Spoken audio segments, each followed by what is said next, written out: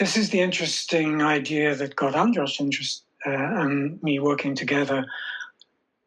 This notion that sampling is important. Every agent is an active entity.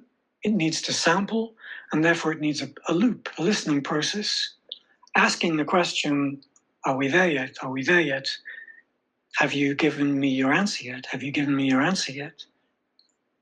Have you kept your promise yet? Have you kept your promise yet? And the way that you build up cooperation is through this hierarchy of loops.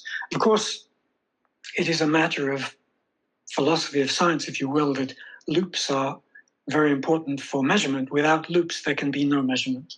Without the cyclic counting of something, there can be no scales. And so the emergence of loops in a model of agency is the key to scaling agency to a larger level. And recently there was this very interesting paper from China, brain-wide topographic coordination traveling spiral waves. On the right-hand side, you see this kind of super agent formed from many smaller agents cooperating by making promises to one another. When clusters of agents work together, there becomes a sort of a boundary around them, or whether it's a real boundary or a virtual boundary doesn't really matter, but the edge of cooperation, if you will, is represented by a new kind of layer. And on that larger scale, new promises can effectively be given by that cooperation.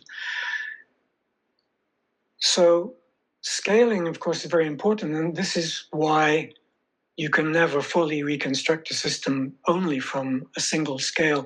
This is why computer science gets scaling very wrong again and again, because they really only understand the operation of a single scale, an API interacting with another API, and try to understand everything from that.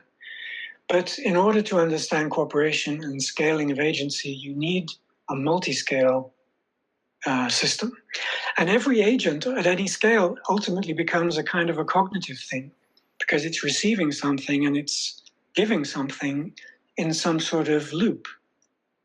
And its internal assessment is deciding the outcome that it's promising on its edge.